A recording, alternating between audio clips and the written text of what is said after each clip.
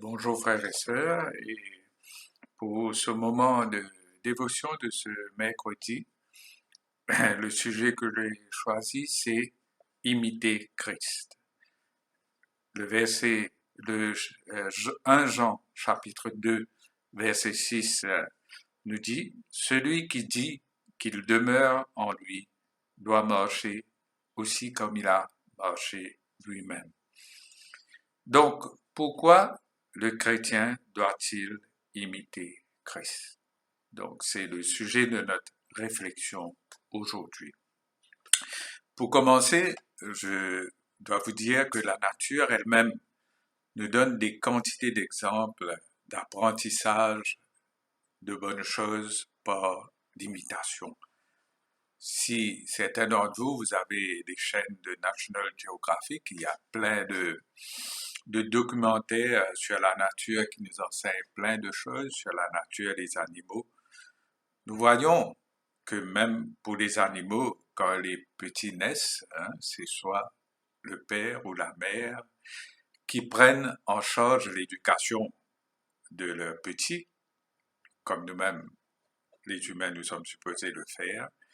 Et tout cela se fait pour eux, comment? C'est surtout par démonstration, où les petits imitent, ils font exactement ce que font leurs parents. Et cela est très important pour eux, comme vous savez, c'est pour leur survie, pour se défendre contre les autres, pour leur nourriture. Et les animaux, donc, ils le font par démonstration et leurs petits les imitent. Mais pour nous humains, effectivement, nous avons, en plus de pouvoir faire la démonstration, nous avons, nous, l'usage du langage. Mais c'est vrai que pour les bébés, les plus petits, eux, ils ne comprennent pas encore. Là, c'est principalement par les signes, par les gestes qu'on communique.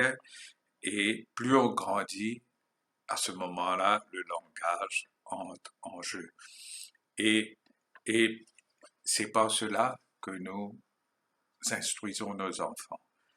Et nous savons tous la valeur de l'exemple que nous donnons en tant que parents à nos enfants. Parce que les enfants, ça c'est très connu, ont tendance à imiter en toute chose leurs parents. Donc, la valeur de l'exemple est très importante et cela nous donne vraiment une grande responsabilité. Prenons par exemple si nous avons pour habitude d'avoir notre maison tout le temps en désordre, les choses en bric-à-brac, un peu partout, nous ne pouvons pas penser que nos enfants vont, eux, être des adeptes d'avoir toutes choses en ordre de manière soignée. Donc, celui qui donne l'exemple est important et parce que, effectivement, c'est à cela que nous allons vraiment nous suivre et faire comme celui qui nous exemple. Donc, nous, dans le monde même, nous voyons que bien souvent on parle de rôle modèle. Rôle modèle, ça commence depuis l'école et avec là, nous savons, les enfants ont tendance à prendre pour rôle modèle ceux qui sont les plus sportifs, les plus élégants, les plus tout ça. C'est parmi les artistes aussi, ont bien souvent des rôles modèles, les businessmen même, ceux qui ont bien réussi dans leur domaine. On parle souvent des personnes comme Bill Gates, Mark Zuckerberg, et il y a Elon Musk, il y en a Steve Jobs, il y en a plein. Certains de ceux-là sont effectivement de bons exemples, mais en tout cas, aucun d'entre eux n'est parfait. Pour nous chrétiens, nous avons un seul rôle modèle qui est parfait à 100%. Et ce rôle modèle, c'est Jésus-Christ, et c'est lui que nous devons imiter. Donc cela nous ramène à ce passage de 1 Jean 2. qui nous dit, celui qui dit qu'il demeure en lui doit marcher aussi comme il a marché lui-même. Pourquoi devons-nous imiter Christ?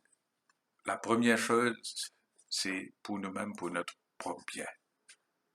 Si nous voulons conserver notre âme en bonne santé, nous parlons là de notre âme, de notre destin éternel. Si nous voulons donc fuir la maladie du péché et jouir d'une grande vigueur dans la grâce, il est essentiel que nous prenions Jésus comme notre modèle. Comme j'ai dit tout à l'heure, le modèle parfait. Avec lui, c'est pas nécessaire de chercher plus, il est le modèle parfait. Pour les besoins donc de notre propre joie, si nous voulons vraiment jouir de cette bonne santé, joyeuse communion avec Jésus, que nous désirons vraiment nous hisser au-dessus de tous ces soucis, les troubles de ce monde, marchons comme notre Seigneur lui-même a marché. Et pour cela, ce n'est pas quelque chose de compliqué qui nous est demandé. Tout nous est dit, nous est enseigné, nous est démontré dans la parole de Dieu. Donc, pour imiter Christ aussi, il est nécessaire pour nous de demeurer aussi dans la parole, car c'est dans la parole que nous allons apprendre ce modèle que nous devons suivre. Cela est très important. C'est pas seulement de dire avec la bouche imiter Christ, mais nous avons à aller chercher quoi imiter en Jésus-Christ. Et cela, nous cherchons et nous trouvons dans sa parole. Il y a plein d'exhortations, de commandements, de tout ça qui nous enseigne et nous voyons même la manière dont Jésus-Christ a marché lui-même sur cette terre et la façon dont il nous demande de marcher. Il n'y a rien d'autre ainsi qui puisse mieux nous aider à avancer à une vitesse de plus en plus grande, parce que la voie de la sanctification aussi, c'est progressif. Nous avançons petit à petit, nous luttons contre les mauvaises habitudes, les mauvaises pensées, pour devenir de plus en plus conformes à Christ. Ça nous permet donc d'avancer à une vitesse de plus en plus grande, que nous portions en nous l'image de Jésus dans notre cœur et qu'il puisse ainsi nous diriger en tout.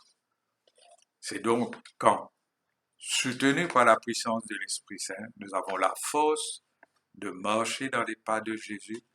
C'est là vraiment où nous allons être plus heureux, nous allons connaître ce vrai bonheur,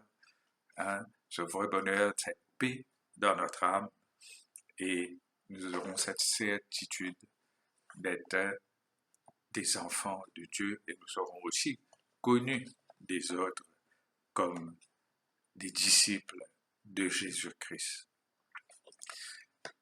Voyons un petit peu juste cette position, par exemple, de Pierre à un moment de sa marche avec Jésus. Le verset Luc 22, verset 54 nous dit, nous connaissons l'histoire, c'est quand Jésus a été arrêté, été amené devant le souverain sacrificateur. Ce verset nous dit, après avoir saisi Jésus, ils l'amenèrent et le conduisirent dans la maison du souverain sacrificateur. Et là, voilà, c'est 4 mots qui nous dit Pierre suivait de loin. Où était Pierre? Il était loin de Jésus. Là, nous parlons de aussi, là, c'est la distance physique même, mais en même temps, parce que lui, Jésus était physiquement là avec lui, mais de manière générale, ça s'applique à nous aussi, si nous suivons de loin. Cette position de Pierre, loin de Jésus, il regardait de loin, qu'est-ce qui se passait? C'était une position autant dangereuse que gênante. Et nous connaissons bien la suite, qu'est-ce qui s'est passé? Pierre renia Jésus 3 fois. Donc, rester loin de Jésus, tout en professant le connaître, mais ne pas vivre intimement cette vie avec Jésus pour l'imiter en toutes choses est une position autant dangereuse que gênante. Efforçons-nous donc de marcher comme Jésus. Ne soyons pas des hypocrites, ne prétendons pas être ce que nous ne sommes pas. Nous serions alors un danger, un plus grand danger pour nous-mêmes, avant comme d'être aussi un danger pour les autres brebis de la bergerie. Parce que les chrétiens inconstants ne rendent pas honneur à l'Évangile. C'est quelque chose que nous devons nous rappeler, chacun de nous, même moi-même, afin d'avoir ce désir de toujours imiter Jésus en toutes choses. Si nous sommes comme ça, nous pouvons parfois même faire plus de mal que des infidèles. Donc si nous disons que nous aimons vraiment Christ, vraiment imitons son exemple. Est-ce que sa cause est importante pour nous? Nous pensons que sa cause est importante pour nous. Et est-ce vraiment notre désir qu'il soit glorifié en tout ce que nous faisons? Alors, imitons-le. Imitons Jésus et marchons comme lui. Et que nous soyons vraiment comme dans 2 Corinthiens, chapitre 3, verset 3, nous dit une lettre de Christ. Une lettre de Christ, nous pouvons revoir ce passage, pour, comme le verset 2 qui nous dit juste avant, c'est vous qui êtes notre lettre connue et lue de tous. Connue et lue de tous. En imitant Jésus-Christ, c'est l'exemple que nous donnons à tous ceux autour de nous, à qui nous appartenons. Nous devons être comme cette lettre de Christ, non? Comme 2 Corinthiens 3, 2, 3 nous dit, une lettre de Christ qui doit être connue et lue de tous.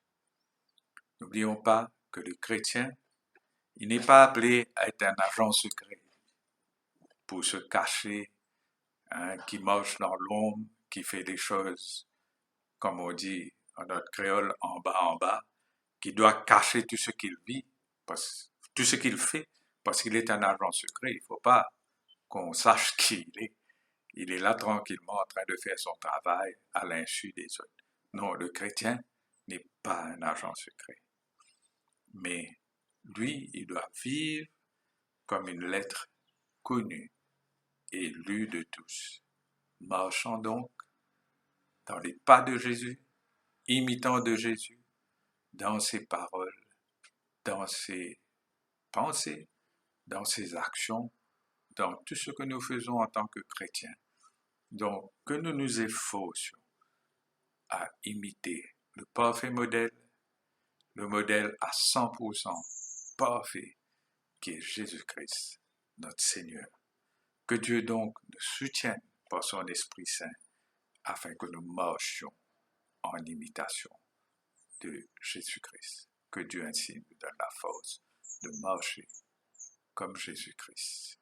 Que ce soit toujours le désir de nos cœurs, le sujet de nos prières et l'encouragement les uns envers les autres, nous soutenant dans cette marche, être vraiment francs et sincères les uns envers les autres, quand la parole aussi nous demande à nous corriger mutuellement, que nous n'hésitons pas à le faire et que cela soit tout pour la gloire de Dieu, que tous nous marchions dans les pas de Jésus-Christ.